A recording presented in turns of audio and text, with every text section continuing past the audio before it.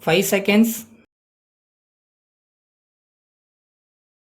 Start. Ladies and gentlemen, during the last few weeks, I have traveled abroad and visited several countries of the world. This was a voyage of discovery. Wherever I went, I was received with affection by governments and people. This was truly a welcome to the people of India whom I represent.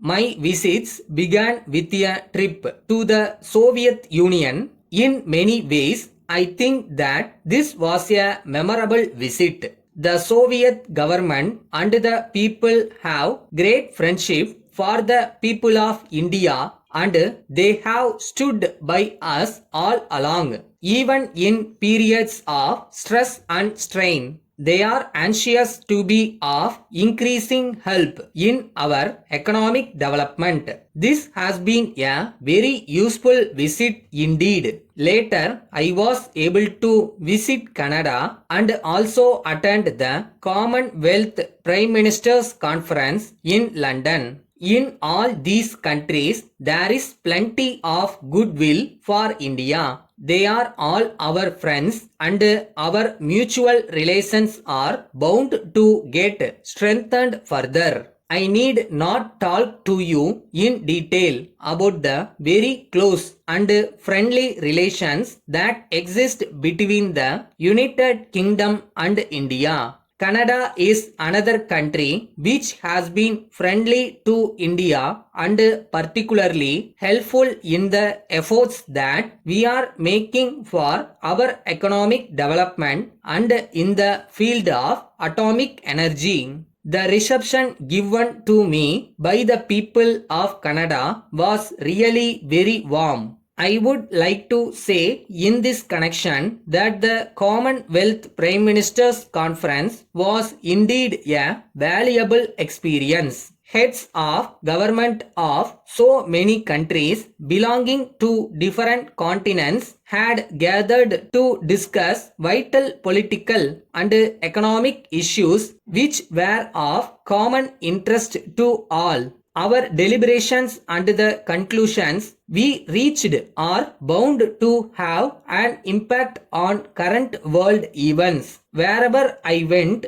I found that the Indian people are held in high respect as people who are wise and mature and whose love for peace is a matter not of expediency but of principle. Our self-restraint has been appreciated and we are regarded as people who can be trusted and relied upon to pursue a rational course of action. The image of India is that of a large and stable democracy in an area which is of great importance to the peace of the world. Though the countries that I visited have different systems of economy and political ideology, I was impressed most by their sincere wish and great desire for peace in the world. The Soviet Union in particular has gone through many of the effects of war in its own country in which a number of valuable lives were lost. Therefore, the people are naturally anxious that there should be no war again. In all countries I have visited, there was appreciation of the peaceful policies which India has pursued ever since the attainment of independence. I explained to the leaders of various governments that India was firmly committed to the path of world peace, which was mostly welcomed by them. Letter from the manager, Modern Electricals Private Limited, Madras, to the sales manager, National Traders, Bombay. Dear Sir, please refer to our order dated 2nd March 1985 for the supply of 20 table fans. We regret to inform you that we have not so far heard from you in the matter. These goods are most urgently required. You have promised the delivery of these goods within a week.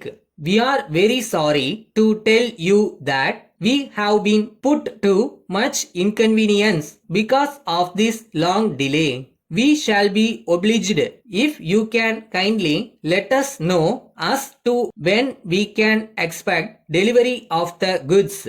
If these fans are not supplied before the end of this month, we may have to cancel the order. We would request you to send us a telegram in the matter immediately. We regret to inform you that this is not first time that we have had to complain of delay in deliveries of goods ordered. As these goods were wanted as soon as possible, we had particularly insisted on their prompt delivery when giving our orders to your representative, who promised to supply them immediately. Yours faithfully.